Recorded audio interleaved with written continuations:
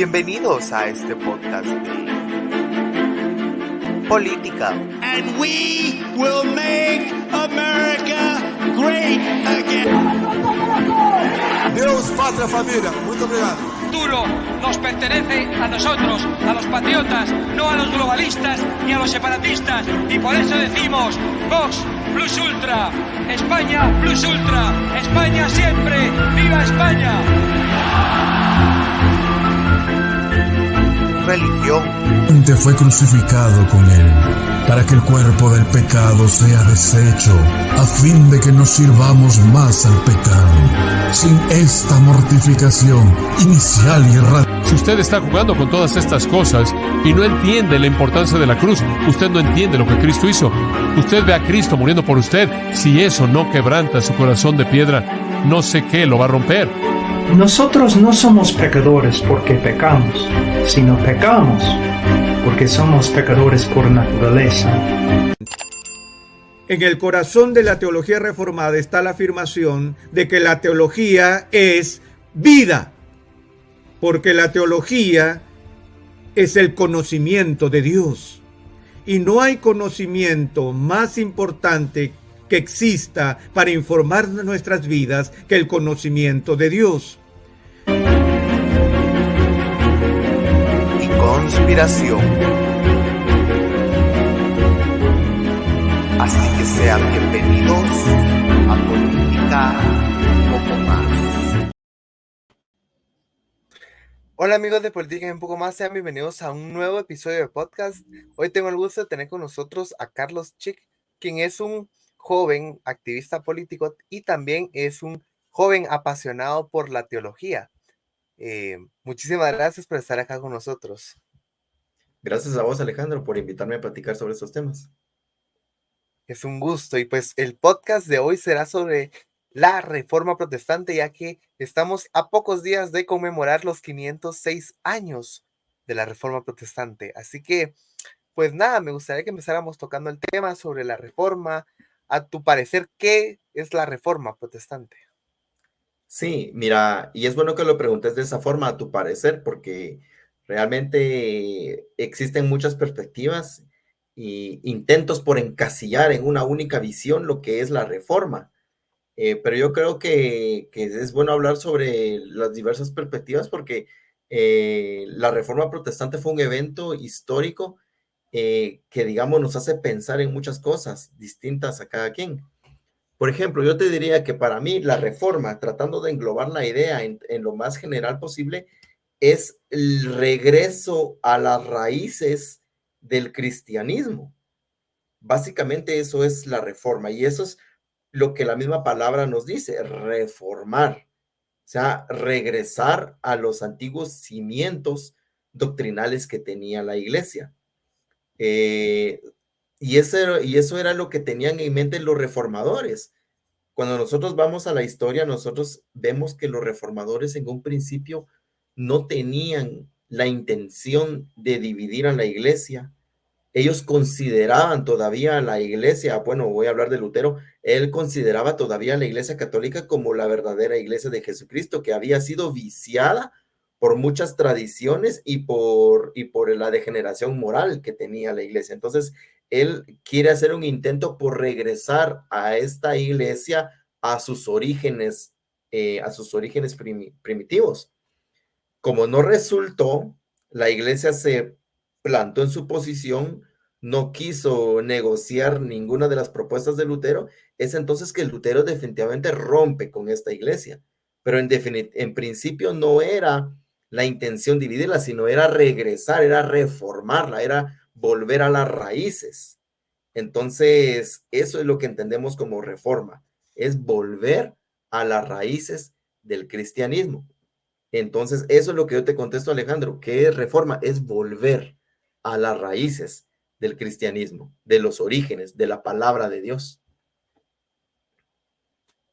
Totalmente de acuerdo, y es que sí, mucha gente piensa que Lutero era un monje revolucionario o que estaba trayendo algo nuevo, cuando no, realmente él estaba regresando las doctrinas de la Biblia que el cristianismo primitivo había creído y los padres apostólicos también a la iglesia actual, cosa que la iglesia romana rechazó totalmente y fue lo que provocó una separación o como a ellos les gusta llamarlo, un cisma.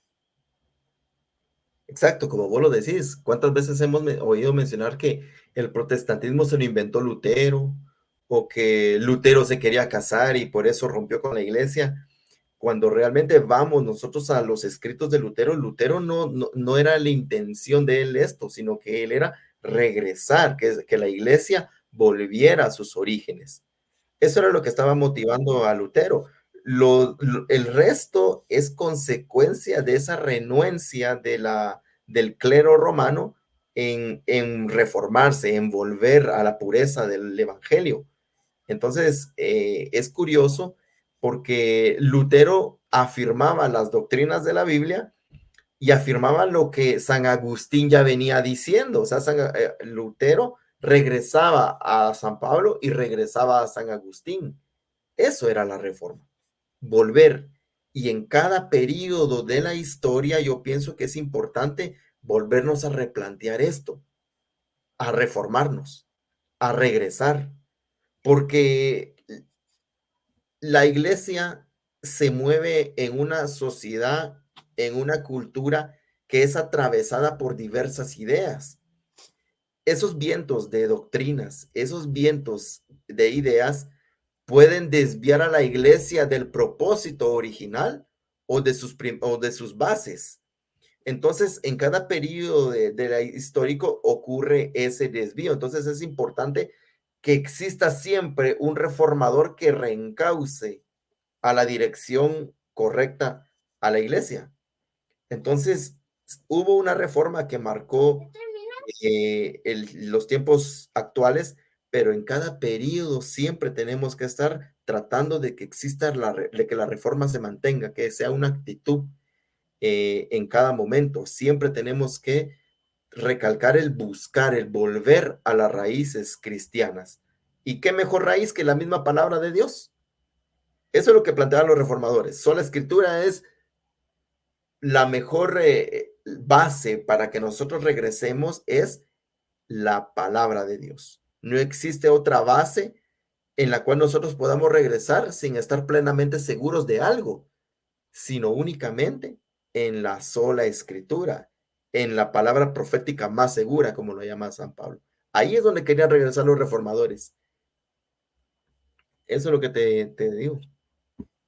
Totalmente, y es que lo hemos visto actualmente, la iglesia como que ha perdido su rumbo, hablando específicamente de la iglesia evangélica, que es un producto de la reforma protestante, ha perdido sus doctrinas esenciales, se ha desviado por temas como la teología de la prosperidad, el movimiento apostólico y profético, los movimientos de los G y D12 y todos estos sistemas que al final no concuerdan con la Biblia o incluso traen errores que los padres apostólicos criticaron y atacaron en su momento, ¿verdad? Entonces sí es necesario que cada cierto tiempo haya hombres que amen la palabra de Dios y sepan defenderla y sepan exponerla también.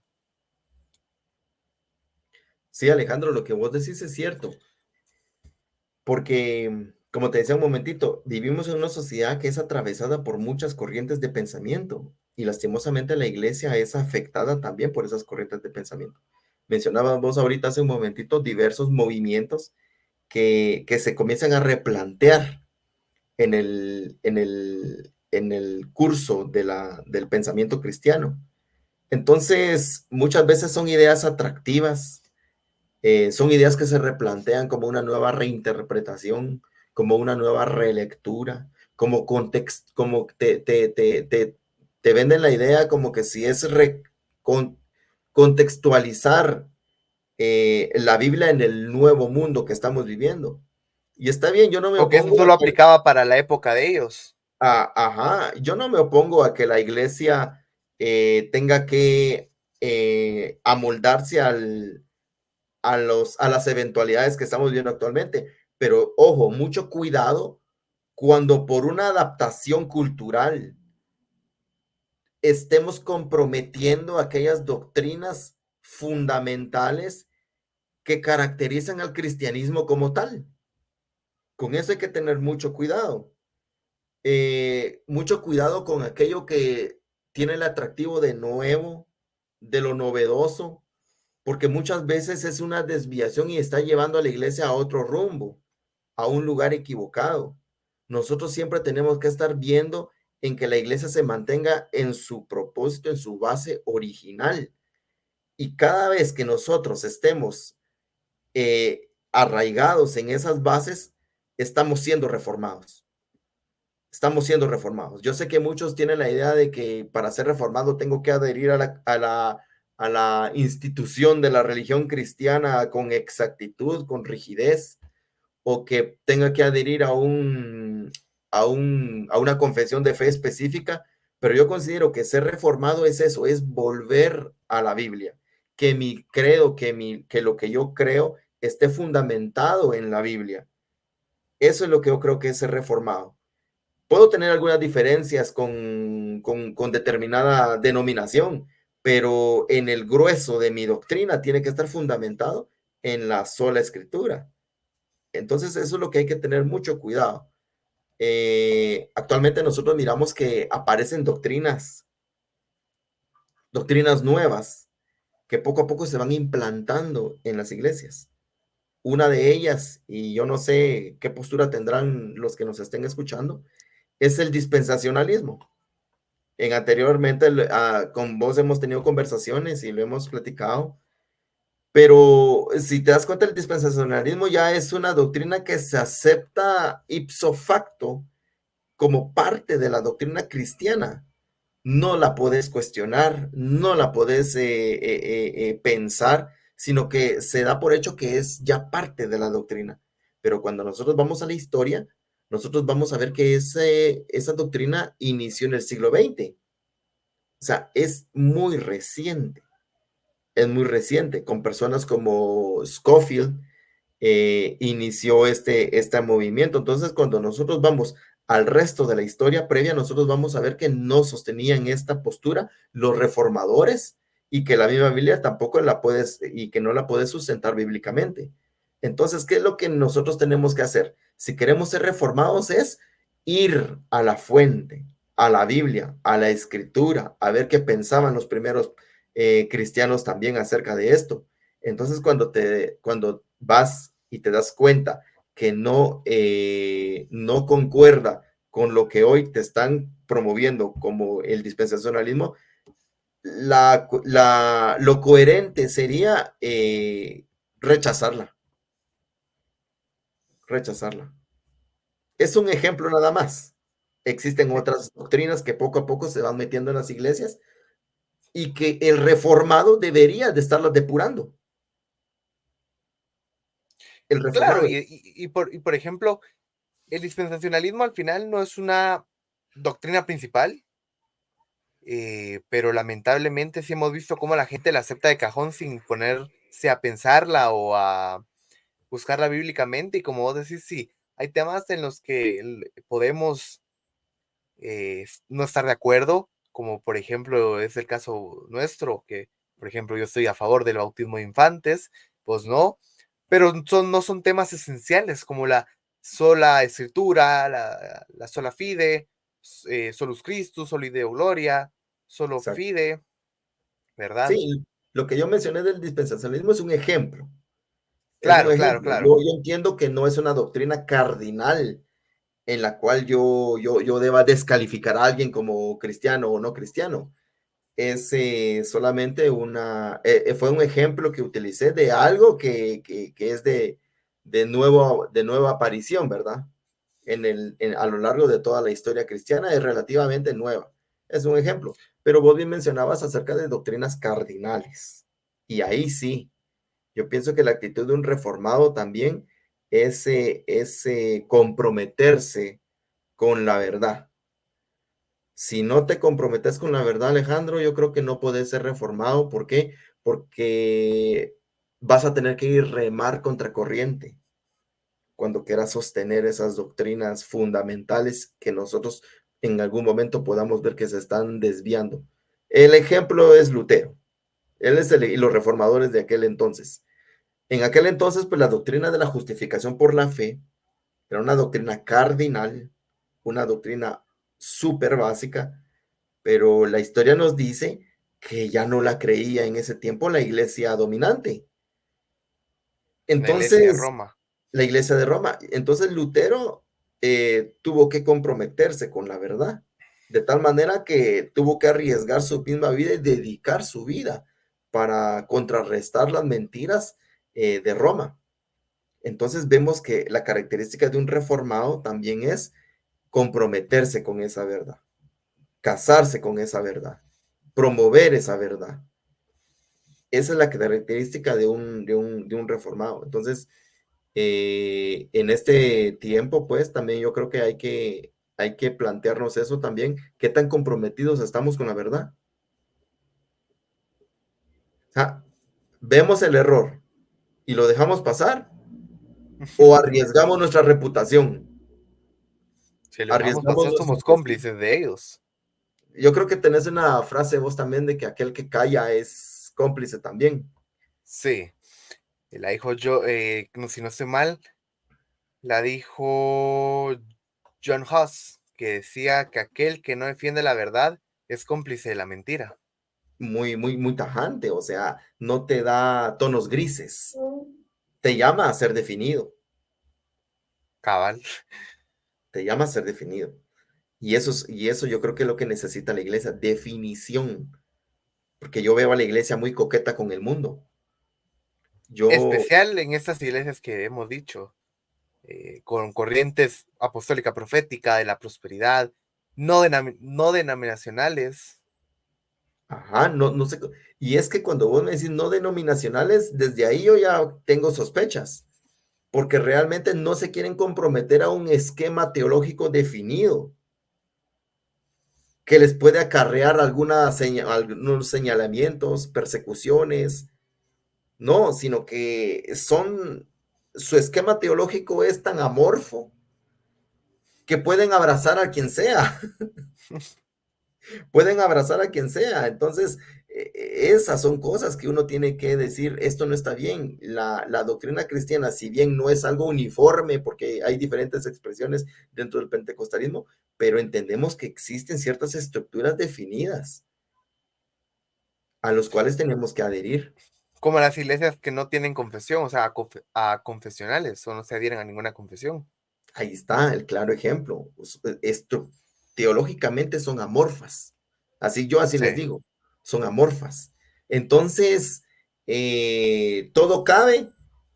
Media vez no nos vengas a decir aserciones teológicas. Todo cabe. Media vez no nos vengas aquí a colocar un esquema teológico rígido. Ya, pobres del todo cabe. arrepentimiento. Por ejemplo, eso. ¿Ya? Entonces, yo creo que ser reformado es eso, es entender una verdad, comprenderla, presentarla y correr los riesgos que haya que correr con tal de sostener esa verdad. Totalmente, eso es lo que al final es ser reformado. Claramente también, obviamente, un reformado también no solo se apega a, bueno, como principalmente fuente de autoridad tiene la palabra de Dios, pero también se adhiere a ciertas confesiones o a ciertos postulados, los vamos a llamar así, como las 5 solas, las 95 tesis, el catecismo de Heidelberg, la confesión de Augsburgo, la confesión belga, etcétera, Es etcétera, que, etcétera. es que ese es el resultado de la reflexión teológica basada en la Biblia. Eso lo que mencionas vos es el resultado del trabajo teológico, de poner a la Biblia como la base, ¿ya? Entonces nosotros en ese sentido de lo que vos estás diciendo, nos estamos apoyando en el trabajo de otros. Estamos construyendo del trabajo de otros, pero que entendemos que ellos se basaron en la Biblia. Sí, ¿Ya? Eso es, o sea, las confesiones sirven, pero sí tenemos que comprender de que están todas apoyadas en la Biblia, ¿ya? Entonces, todos tenemos la facultad y la responsabilidad de ir a la misma fuente, la Biblia. Al final, los credos, los catecismos y las confesiones de fe son, podríamos llamarle, una especie de ayuda para la vida del creyente, Valiosísima, más valiosísima. una valiosa ayuda para la Ujú. vida del creyente. Y no es falacia ad populum, no es falacia ad populum, sino que entendemos, por ejemplo, un ejemplo, vos tenés la confesión de Westminster. Si no estoy mal, fueron como 160 teólogos. Sí, entre puritanos y anglicanos. Ajá, o sea, fueron 160 teólogos. Gente experta, gente versada en estos temas. Entonces, uno tiene ciertas limitaciones en cuanto al conocimiento. Entonces, cuando uno va y observa el trabajo de 160 profesionales que a pesar de la diversidad de pensamiento que puedan tener, concluyen y formulan un único credo, hay cierta confianza. Hay cierta confianza. Porque no eran personas que hablaban de su perspectiva, de su mera opinión, sino que eran personas profesionales en el tema. Entonces, es una valiosísima herramienta. En mi opinión, es una valiosísima herramienta. No es cualquier cosa. Totalmente de acuerdo. Y como caso, por ejemplo, podríamos poner que la gran mayoría, o mejor dicho, casi todos los teólogos de Westminster eran calvinistas, se adherían a las doctrinas de la gracia, también se adherían al cesacionismo y al amilenialismo. Espérate, ¿cómo así? O sea, habían esas diferentes posturas. No, o sea, ellos creían, vamos a decir, el 98% de los teólogos de Westminster eran calvinistas, amilenialistas y cesacionistas, por Sí, unanimidad, casi que por unanimidad. Y eso se ve reflejado en la confesión de fe de Westminster. sí. Y es que para ampliar un poco el tema, no solo estamos hablando de la confesión de fe de Westminster, estamos hablando de los cánones de Dort, que se Ujú. desarrollan en otro contexto. O las tres formas de unidad. Exacto. Entonces estamos viendo que el pensamiento reformado se apoya en la Biblia, que sí hay una vasta literatura para aprender de ellos, y entonces estuvieron, y lo que venimos hablando, jugaron en un contexto político adverso. Jugaron en un contexto político adverso.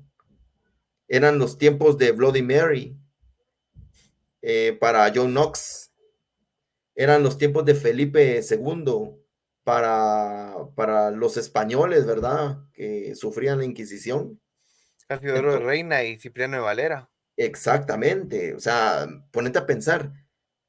Nosotros, y esto es un dato muy interesante, mira Alejandro, fíjate que nosotros, yo esto lo leí hace poco, nuestra Biblia se llama la Biblia del exilio, porque fíjate que todas las Biblias que se hicieron por los reformadores generalmente las tradujeron dentro del mismo país.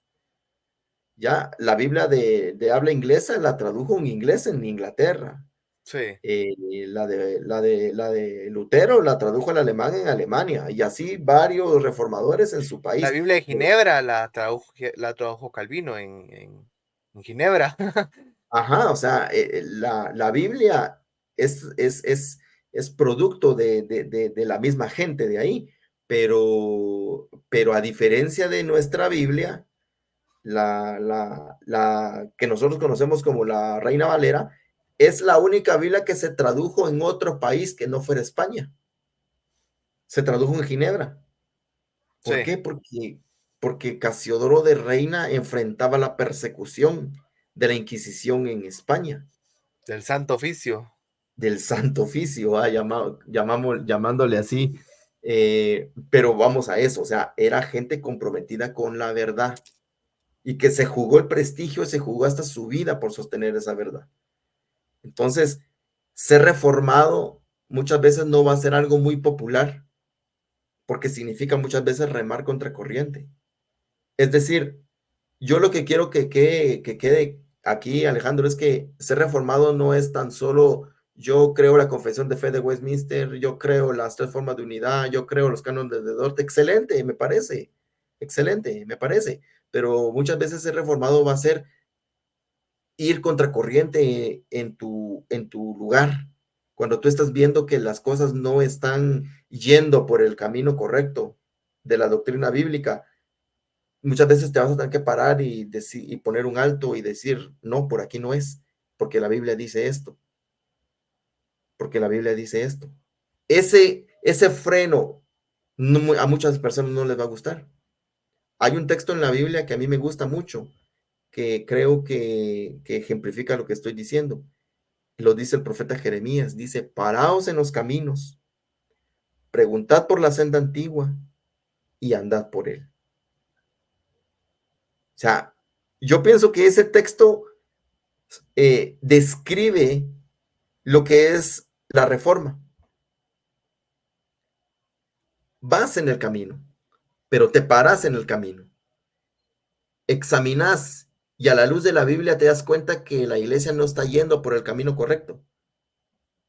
Y preguntas por la senda antigua, por las verdades originales, por las verdades primitivas. Y entonces regresas a esas verdades. Tu micrófono.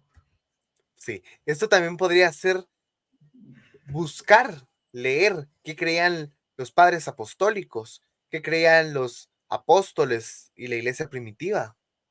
No Exacto. solo es decir, es que eso ya no es popular o eso, qué aburrido, mejor me voy con tal predicador que me anima.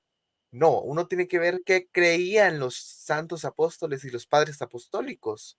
Y la iglesia de la Reforma, porque mucha gente se hace llamar protestante y afirman de que su iglesia es protestante, pero no tienen nada que ver con los protestantes o con los reformadores. Sí, como venimos hablando. Se fueron. O sea, quizás en 1500 ellos tuvieron un origen, en el año 1500 ellos tuvieron un origen, pero poco a poco se fueron desviando hasta que hoy en día ya no tienen nada que ver. En ellos no hubo, en ellos no Incluso hubo reforma. las iglesias de la prosperidad carismáticas o del movimiento profético apostólico, ellos creen que son protestantes y se hacen llamar a sí mismos protestantes. Mira, es que protestantes, aquellos que se opusieron a la iglesia de Roma, Claro. protestantes, ¿verdad? Pueden hacer algún reclamo histórico, pero a día de hoy ya no confiesan lo mismo que esas iglesias confesaban. Para mí, ellos son como un cierto grupo neoprotestante, por así llamarlo, ya que nacen de ramas protestantes, pero se desviaron. Como por ejemplo, podemos ver que la iglesia carismática nace a su vez de la iglesia metodista, que la iglesia metodista a su vez nace de la iglesia anglicana, que la iglesia anglicana es una iglesia protestante Y mira, reformada. y con estos ejemplos volvemos a lo mismo. En todo momento es necesario siempre estar replanteándose la reforma. La reforma. Porque ¿qué hubiera pasado si estas iglesias se hubieran planteado hace unos 10 años una reforma? No estuvieran hasta donde están ahora. Hubieran regresado. Claro. Es lo que te decía, o sea, la actitud reformada tiene que estar presente en cada momento. Cuando viene una idea nueva, cuando viene una nueva corriente teológica, hay que examinarlo y tener esa actitud reformada. Si es de acuerdo a la escritura, si es de acuerdo a lo que han enseñado la iglesia desde sus orígenes, de acuerdo, de acuerdo.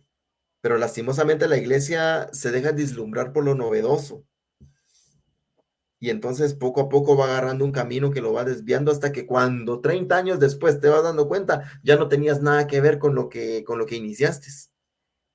Es muy Claro. peligroso eso. Y es como decía el pastor y expositor bíblico Stephen Lawson en el año 2017 por la exposición de los 500 años de la Reforma. ¿Qué vamos a hacer como iglesia para los próximos 500 años? ¿Sí? Mira, un ejemplo así fuerte vamos a poner. ¿Qué pasa con esas iglesias que ahorita están apoyando movimientos LGTB? O socialistas. Bueno, ahí te metes a un asunto un poco más difícil.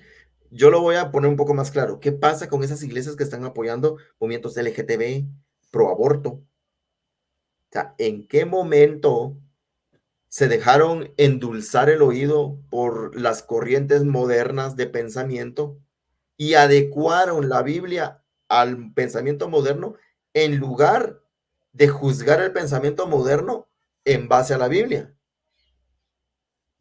Porque estas iglesias lo que hacen es adaptar la Biblia al pensamiento moderno. Yo más que eso diría que también muchos de ellos, al menos los principales líderes de ciertas iglesias de ese tipo que apoyan al LGBT, al, a los pro aborto y esas corrientes que van contra la Biblia, muy probablemente reciben ganancias económicas por ello Sí, puede ser. No lo descarto, es muy y probable, lo hacen por amor al dinero. pero ¿qué de aquellos que son sus seguidores? Ahí está el problema, son personas que desconocen la Biblia y la sana doctrina y caen en estos engaños. Porque para una reforma es muy importante el conocimiento bíblico. Es muy Y como importante. lo dije en un podcast anterior, ah, en 1500 todavía era un poco más aceptable que la gente cayera en engaños como las indulgencias, porque la Iglesia de Roma tenía el monopolio de la Biblia. Solo Exacto, ellos podían aprender y leerla. Pero ahora exacto. tenemos la Biblia en cualquier idioma, en cualquier versión, en cualquier traducción. Mira, Alejandro, para hablar de una reforma ahorita es muy importante primero volver a la Biblia. Y te hablo eh, en conocimiento, en lectura. O sea, tenés que tener un deseo de ir a la Biblia, leerla, informarte y reflexionarla, pensarla. Pero tristemente no existe eso hoy en día. O sea, la Biblia, como bien vos decías, ahorita tenés Biblias en múltiples versiones, dispositivos electrónicos, pero no hay un interés por la Biblia. Y entonces no puede existir. Mira, pues ponete un ejemplo. ¿Cómo inició la reforma? Cuando Lutero empezó a leer la Biblia. Fue que Lutero empezó a leer la Biblia que se dio cuenta de los errores que estaba viviendo la iglesia en ese momento. Hoy en día, ¿cómo vamos a hablar de una reforma si hay poco interés por la Biblia? Spurgeon decía de que los rebaños de los ignorantes eran devastados por los lobos de la herejía. Entonces, si queremos y hablamos de una reforma, es importantísimo volver a la Biblia, estudiar la Biblia, de todos, de todos. No hay otra forma. Mira, pues, ejemplo histórico. En los días de Josías, el libro de la ley estaba extraviado. Y en esos días se halló el libro de la ley en el templo. Estaba perdido. ¿Cómo no se iba a corromper el pueblo si habían perdido el libro de la ley? Y cuando encontraron el libro de la ley, entonces comenzaron a leer el libro de la ley en presencia del rey Josías. Y cuando escuchaba el rey Josías, dice que rasgó sus vestidos, porque entendió cuán desviados estaban ellos del verdadero propósito y plan de Dios. Entonces, a raíz de eso es que Josías emprende las reformas. A raíz de eso. Pero es únicamente, ya te cité dos ejemplos, lo de Lutero y lo de Josías. Es cuando regresamos a la Biblia, ponemos a la Biblia en el centro, que nosotros ya estamos en condiciones de hablar de reforma. Pero mientras tanto, podemos tener versiones de la Biblia en Internet. Podemos tener muchas herramientas hoy, como decías vos, en 1500 poca gente conocía la Biblia. Hoy hay Biblias, hay herramientas, pero no hay interés. Y si no tenemos ese interés por la Biblia, estamos muy lejos de una reforma. Estamos muy lejos de una reforma y el futuro que se le vislumbra a la iglesia es un futuro oscuro, es un futuro muy difícil, porque los lobos de la herejía van a devastar muchas iglesias. Ya lo están haciendo. Ya, de hecho, Están sí. arrastrando a los incautos en Sí, falsas iglesias y falsos movimientos. sí, Pablo lo llamaba vientos de doctrinas. O Sí, sea, aquel que ignora la Biblia es como una hoja en el aire que es arrastrada por cualquier viento. Entonces, por eso me gusta mucho lo que hicieron los reformadores, porque los reformadores colocaron en el centro la escritura. No puede haber reforma, Alejandro, sin eso. Ya ocurrió en el pasado, como te lo he mencionado en los ejemplos, y hoy no va a ser distinto. Hoy no va a ser distinto. Si la iglesia no vuelve, no tiene esa hambre por la escritura, estamos lejos de una reforma y el futuro que se vislumbra para la iglesia es oscuro. Esa es la situación. Esa es la situación. lamentablemente, si lo vemos en cantidades, llamándolo por iglesia, o sea, me refiero X iglesia más X iglesia, ¿verdad? Vemos que estos movimientos carismáticos de la prosperidad y proféticos apostólicos tienen millones de personas en sus iglesias, mientras que probablemente las iglesias bíblicas o reformadas llegan a tener como máximo 500 personas en total. Sí, sí, A la gente no le interesa la sana doctrina, como dice la Biblia, tienen comezón de oídos por la verdad. sí, Alejandro, totalmente. Y es que lo que pasa es que cuando vos no tenés el conocimiento bíblico, ¿cómo podés tener un punto de comparación entre la verdad y el error? Claro, No tenés, o sea, cuando no tenés el conocimiento bíblico, lastimosamente te dejas ir por los ojos. es Te como vas a decir, donde, si no hay mal, ¿cómo sabemos qué es el bien? exacto, tiene que haber un punto de comparación en el cual yo pues me sirva como, por eso me gusta canon, es la norma, es la regla en la cual podemos nosotros discernir el error y lo verdadero. Cuando tenés desconocimiento bíblico, Alejandro, te puedes ir por la vista. ¿Y qué es lo que te dice la vista? Donde hay más gente es porque de plano que ahí tiene que estar la verdad. Porque hayan señales y milagros y la gente caiga, llore o se ríe o se retuerza en el piso. Exacto, aunque a la hora del sermón o de la exposición bíblica estén en cero o en nada. Ya, Den charlas motivacionales. otra cuestión, exacto, qué bueno que mencionaste eso. O sea, la iglesia se está convirtiendo en un centro terapéutico. En un club social también. Club social, exacto, un club social. Vamos, me parece bien, me siento bien. John MacArthur cuenta un caso muy interesante, fíjate, porque él cuenta el caso de que a él una persona lo llegaba a escuchar, pero esta persona no era ni cristiana. Entonces John MacArthur le pregunta, ¿por qué me vienes a escuchar si no eres cristiano? Es que yo soy vendedor y a mí me motivan mucho sus mensajes. Yo vengo aquí por motivación. Y así pasa. ¿Cuántos? Y es cierto, o sea, y eso que John MacArthur para mí no es motivador No, así. no. Uno lo No, escucha y uno sale así como. ajá, entonces si hablamos de motivadores, hay otros, pero vamos a eso, muchas veces la gente se va a las iglesias por una motivación, por sentirse bien, pero no les interesa la Biblia, la doctrina. Eso es Claro. Alejandro, vivimos en un tiempo pragmático, donde hay una religión a la carta y donde el pragmatismo es la regla. Si me hace sentir bien, yo acepto esta religión. Si me hace sentir bonito, yo acepto esta religión. Sí, me hace llorar, reírme, caerme. Como lo veas así. Ajá, entonces ya no es en sí ir a instruirme en la verdad, ir a conocer la verdad, sino es ir a sentir algo bonito. Si hay humo, hay luces de colores y pantallas.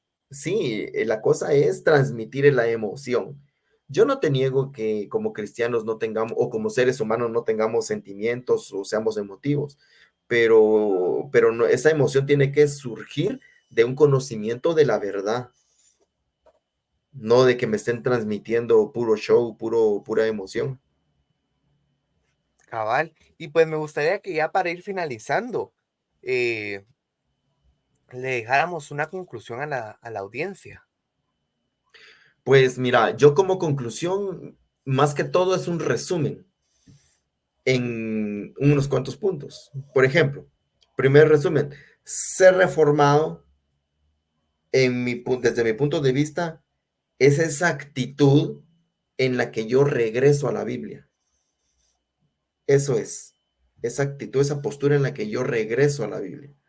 Pero para yo ser reformado, entonces eso implica que me interese la Biblia, que yo desee aprender la Biblia, que la desee comprender. Y que cuando comprenda ciertas verdades, muchas veces voy a estar solo, porque no todos la van a comprender. Entonces me va a tocar estar solo y me va a tocar a veces remar contra corriente. Entonces, eh, para lo último que le quiero decir a la audiencia es que este tiempo precisa de esto, de un regreso a la Biblia y de valor para sostener esas verdades bíblicas, porque aquel que va contra corriente es impopular y muchas veces uno va a tener que enfrentar ese rechazo. Y nosotros los seres humanos no estamos hechos o por naturaleza le huimos a esas sensaciones de rechazo. Nosotros lo que queremos es sentir la aceptación, la gratificación, pero si queremos ser reformados, yo pienso que muchas veces nos va a tocar experimentar el rechazo. Eso es, Alejandro, lo que yo quiero dejar. Buenísimo. A mí me gustaría agregar para todas aquellas personas que estén en alguna iglesia carismática, de la prosperidad, del movimiento profético y apostólico, que lean la Biblia, pero no solo lean la Biblia como para leerla o con los lentes de estas teologías, sino traten de buscarla en un contexto histórico. ¿Qué quiero decir esto? ¿Qué pensaban los padres de la iglesia? ¿Qué pensaban los cristianos de hace 100 años, 200 años acerca de estos temas? ¿Qué han pensado? Se pensaba en los concilios, por ejemplo? Para eso están los concilios, para eso están las confesiones de fe, los catecismos. Los invito a que conozcan confesiones de fe como la Confesión de Fe de Westminster, la belga, de Augsburgo, ahorita no se me viene alguna otra, o por ejemplo los cánones de Dort, el catecismo de Heidelberg, el catecismo mayor y menor de Westminster, el catecismo de Lutero. Y eso es lo que me gustaría a la gente que esté en alguna de estas iglesias, que aprendan la sana doctrina, no porque lo diga yo, sino porque así lo dice la Biblia. Y pues nada, muchísimas gracias, Carlos, por estar acá con nosotros. Recuerden, hoy estuvo conmigo Carlos Chick en el podcast de la Reforma Protestante. Que tengan un muy feliz día de la Reforma Protestante. Yo soy Alejandro Corado y nos vemos en otra próxima emisión de Política y un poco más. Hasta la próxima. Gracias, Alejandro.